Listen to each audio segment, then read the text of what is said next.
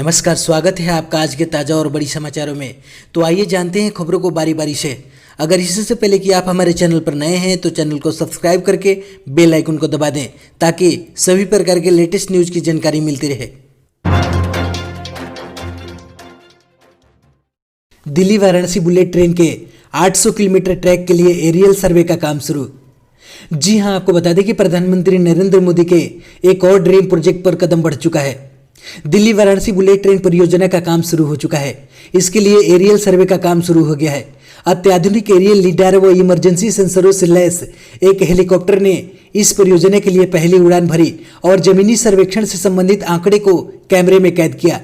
यह काम ग्रेटर नोएडा से शुरू किया गया है। इस काम को तेजी देने के लिए लेजर तकनीक का इस्तेमाल किया जा रहा है।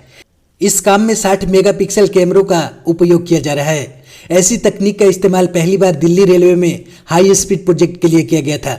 यह तकनीक काफ़ी सटीक आंकड़ा देती है।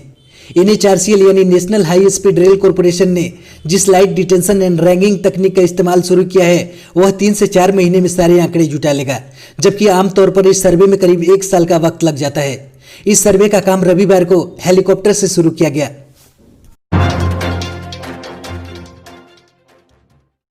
पीएम मोदी ने कहा, फ्रंट लाइन वर्कर्स के लिए कोरोना का खर्च उठाएगी केंद्र सरकार। जी हां, आपको बता दें कि प्रधानमंत्री मोदी ने राज्यों के साथ समीक्षा बैठक के बाद सोमवार को कहा कि कोविड-19 टीकाकरण के पहले चरण का खर्च केंद्र सरकार वहन करेगा, जो 16 जनवरी से शुरू होगा। देश के वैज्ञानिकों और चिकित्सा विभागों ने हमारे नागरिकों को प्रभावी टीका प्रदान करने के लिए सभी सावधानियां बरती हैं। उन्होंने टीकाकरण के बारे में अफवाहों को नियंत्रित करने के लिए राज्य के अधिकारियों को भी निर्देशित किया। पीएम मोदी ने मुख्यमंत्रियों के साथ बैठक के बाद कहा, जहां उन्होंने राज्यों में कोविड-19 स्थिति और टीकाकरण कार्यक्रम के लिए तैयारियों पर चर्चा की। उन्होंने कहा कि केंद्र और राज्यों को नहीं बल्कि 3 करोड़ कोरोना योद्धाओं और फ्रंटलाइन कार्यकर्ताओं को पहले चरण के टीकाकरण के लिए खर्च वहन करेगा।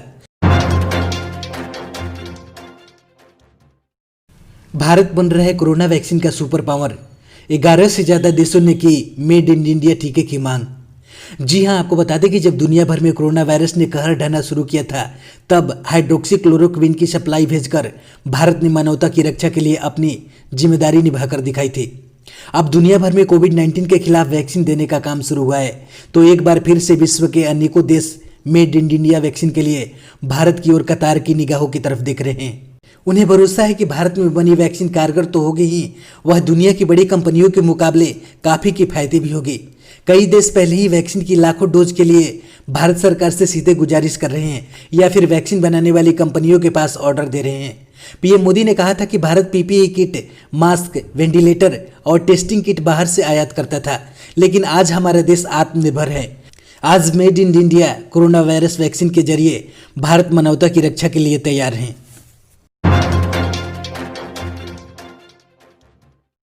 कर्नाटक में मिला 1600 टन लिथियम का भंडार, ये भारत के लिए अहम खोज। जी हां, आपको बता दें कि केंद्र सरकार ने 12 मार्च 2020 को ही राज्यसभा में ये जानकारी दी थी कि उन्हें कर्नाटक के मांड्या जिले में लिथियम के स्रोत का पता चला है। ये स्रोत मांड्या जिले के मालारगला अल्लापट्टना क्षेत्र में मिला है। साल भर के भूगर्भीय रिसर्च और खोजबीन के बाद अब ये पता चला है कि वहां पर 1600 टन लिथियम अयस्क मौजूद हैं। भारत हर साल लिथियम बैटरी की आयात करता है। ये बैटरी आपके फ़ोन, टीवी, लैपटॉप, रिमोट हर जगह उपयोग होती हैं। साल 2016 से 17 में केंद्र सरकार ने 17.46 करोड़ से ज़्यादा की लिथियम बैटरी आयात की थी। इसकी कीमत $384 मिलियन यानी 2818 करोड़ रुपए है। साल 2017 से 18 में 31.33 करोड़ बैटरी आयात की थी। कीमत थी लगभग $727 मिलियन यानी 5335 करोड़ रुपए। साल 2018 से 19 में 71.25 करोड़ बैटरी आई। कीमत थी लगभग $1255 मिलियन यानी 9211 करोड़ रुपए। साल 2019-20 में 45.03 करोड़ बैटरी आई। कीमत थी लगभग $929 मिलियन यानी करीब 6820 करोड़ रुपए। कुल मिलाकर के भारत लिथियम बैटरी की आयात बड़े पैमाने पर करता है, लेकिन 1600 टन लिथियम मिलने के बाद भारत में खुशी की लहर है। ममता बनर्जी बोली, बीजेपी बन गई है कबाड़ पार्टी, हारने पर उसके लोग ट्रंप के समर्थकों जैसे करेंगे हंगामा। जी हां, आपको बता दें कि पश्चिम बंगाल में विधानसभा चुनाव 2021 के पहले राजनीतिक पार्टियों में आरोप प्रत्यारोप का दौर काफ़ी दिलचस्प होता जा रहा है।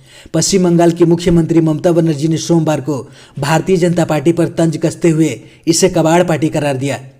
ममता बनर्जी ने कहा, भाजपा कबाड़ पार्टी में बदल गई है, अन्य दलों के सड़े हुए तत्वों को शामिल करती हैं। सीएम ममता बनर्जी ने 2021 पश्चिम बंगाल विधानसभा चुनाव से पहले नादिया जिले में एक रैली को संबोधित करते हुए कहा, आपने कुछ नेताओं को भाजपा में शामिल होते हुए देखा होगा। उन्होंने लूटे गए सार्वजनिक धन की रक्षा के लिए ऐसा किया है। आगे उन्होंने कहा कि भाजपा पार्टी को वॉशिंग मशीन की तरह चलाती हैं, जहां भ्रष्ट नेता पल पल में संतों में बदल जाते हैं। आपको बता दें कि पश्चिम बंगाल में इस साल अप्रैल में होने वाले राज्य चुनाव में टीएमसी, बीजेपी और लेफ्ट के बीच त्रिकोणीय लड़ाई देखने को मिलेगा। उन्होंने कहा कि बीजेपी कैडरों और अमेरिकी राष्ट्रपति डोनाल्ड ट्रंप के बीच तुलना करते हुए तृणमूल कांग्रेस प्रमुख ममता बनर्जी ने कहा, बीजेपी कैडर ट्रंप समर्थकों की तरह ही व्यवहार करेंगे जिस दिन वे चुनाव हार जाएंगे।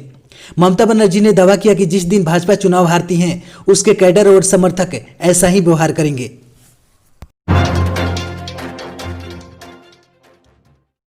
दिल्ली सरकार ने बाहर से आने वाले पैकेज्ड चिकन पर भी लगाई रोक। जी हां, आपको बता दें कि दिल्ली में लगातार बढ़ रहे बर्ड फ्लू के मामलों को देखते हुए अब दिल्ली सरकार ने बाहर से आने वाले पैकेज्ड चिकन पर भी रोक लगा दी है। इसका मतलब यह है कि अब आसपास के राज्यों से पैक करके लाया जाने वाला चिकन भी फिलहाल दिल्ली में नहीं बिक सकेगा। सोमवार को सरकार की ओर से इसके बारे में जानकारी दी गई है। इससे पहले सरकार ने गाजीपुर पोल्ट्री फार्म में 10 दिनों के लिए बिक्री पर रोक लगा दी थी। सरकार ने कोरोना के बाद अब बर्ड फ्लू को फैलने से रोकने के लिए प्रतिबद्ध है।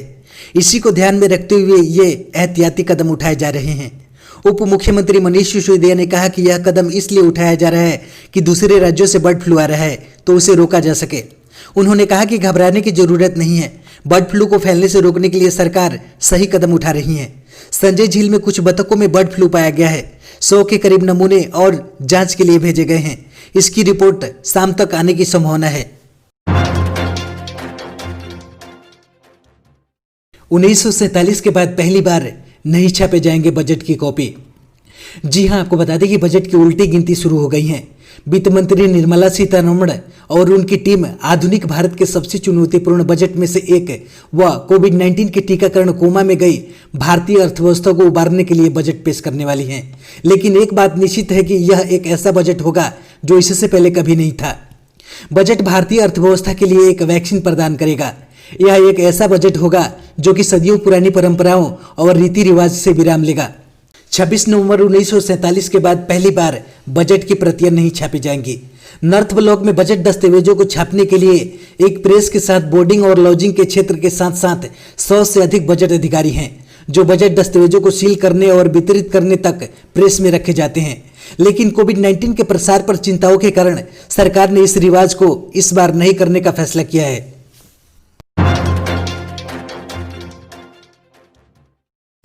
रायबरेली में आप विधायक सोमनाथ भारती गिरफ्तार। अमेठी में कहा था यूपी के अस्पतालों में पैदा हो रहे कुत्ते के बच्चे। जी हां, आपको बता दें कि आम आदमी पार्टी के विधायक सोमनाथ भारती के ऊपर सोमवार को रायबरेली में एक युवक ने स्याही फेंक दी। घटना रायबरेली के सिंचाई विभाग गेस्ट हाउस में उस समय हुआ जब आप नेता जिले के अस्पतालों का दौरा करने वाले थे। बीजेपी और हिंदू युवा वाहिनी के कार्यकर्ता ने आप नेता पर काली स्याही फेंक दी। इस दौरान आप विधायक की पुलिस के अधिकारियों के साथ नोकझोंक भी हुई। इसके बाद उन्हें गिरफ्तार कर सिंचाई विभाग गेस्ट हाउस में रखा गया। बाद में उन्हें एस्कॉर्ट करवा करके अमेठी की तरफ रवाना कर दिया गया। आप एमएलए सोमनाथ भारती को यूपी के अस्पतालों पर दिए गए विवादित बयान को लेकर गिरफ्तार किया गया है। दिल्ली सरकार के पूर्व मंत्री और मौजूदा विधायक सोमनाथ भारती को अमेठी पुलिस ने गिरफ्तार किया है। उनके खिलाफ जगदीशपुर कोतवाली में धारा 505 और 153A के तहत मुकदमा दर्ज किया गया है। जगदीशपुर पुलिस सोमनाथ भारती को रायबरेली से गिरफ्तार कर अमेठी के लिए रवाना हो गई है। उन्होंने शनिवार को अमेठी में जगदीशपुर में पार्टी कार्यकर्ता मीटिंग में भड़काऊ बयान दिया था। एमएलए की गिरफ्तारी के बाद रायबरेली से आप कार्यकर्ताओं की दर्जनों गाड़ियों का काफिला पीछे लगा है। एमएलए ने कहा है कि यूपी के अस्पतालों में कुत्ते के बच्चे पैदा होते हैं।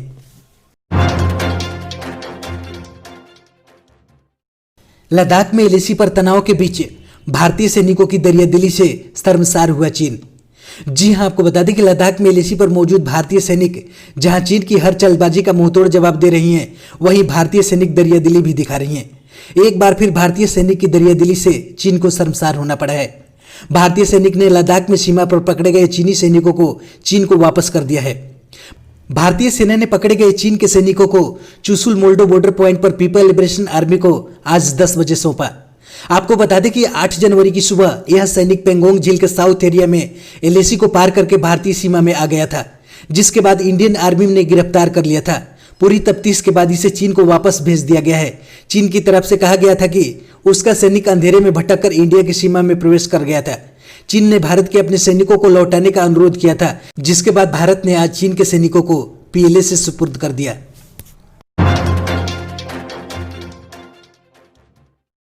एलजी से मिले दिल्ली के भाजपा अध्यक्ष आदेश गुप्ता, चांदनी चौक में हनुमान मंदिर के पुनर्निर्माण की मांग की। जी हां, आपको बता दें कि भाजपा अध्यक्ष आदेश गुप्ता और नेता प्रतिपक्ष रामवीर सिंह बिधूड़ी ने आज उपराज्यपाल अनिल बैजल से मिलकर अनुरोध किया कि चांदनी चौक में दिल्ली सरकार की सौंदर्यीकरण योजना के अंतर्गत तोड़े गए हनुमान मंदिर के मामले में हस्तक्षेप करें और यह सुनिश्चित करें कि चांदनी चौक में शीघ्रतम नए मंदिर का निर्माण कर तोड़े गए मंदिर से विस्थापित की गई हनुमान जी की एवं अन्य देवी देवताओं की मूर्तियों को पुनः स्थापित की जाए। उपराज्यपाल ने सकारात्मक प्रतिक्रिया देते हुए उचित निर्णय के प्रति आश्वस्त किया। आदेश गुप्ता ने कहा कि मंदिर तोड़ने के तुरंत बाद दिल्ली सरकार के लोक निर्माण विभाग के द्वारा दिल्ली सरकार की लिखित अनुमति से पीपल का पेड़ काटा जाना साफ दर्शाता है कि मंदिर हटाना केजरीवाल सरकार की योजनाबद्ध साजिश का हिस्सा था। इससे केजरीवाल सरकार की हिंदू विरोधी मानसिकता का पता चलता है। अब दिल्ली वासियों के सवालों से बचने के लिए आरोप प्रत्यारोप की राजनीति कर रहे हैं। भारत में पिछले 24 घंटों में दर्ज हुए 16,311 नए कोविड-19 केस। जी हां, आपको बता दें कि देश में कोरोना वायरस के नए मामले 20,000 से नीचे आने लगे हैं। पिछले 24 घंटे यानी एक दिन में 16,000 से अधिक नए केस सामने आए हैं। स्वास्थ्य मंत्रालय की ओर से जारी किए गए ताजा आंकड़ों के मुताबिक बीते 24 घंटे में 16,311 नए मामले दर्ज होने के साथ भारत में कोविड-19 संक्रमण के कुल मामले 1.046 करोड़ हो गए हैं। वहीं पिछले 24 घंटों में 161 लोगों की इस वायरस की वजह से जान गई हैं। 26 मई के बाद एक दिन में सबसे कम मौत रिपोर्ट हुई हैं। 26 मई को 146 मौत रिपोर्ट हुई थी। देश में अब तक 1.51 लाख से अधिक लोगों की मौत हो चुकी हैं। पिछले कुछ दिनों में नए मामलों के साथ ही रोजाना होने वाली मौतों के आंकड़े में भी कमी देखी जा रही है।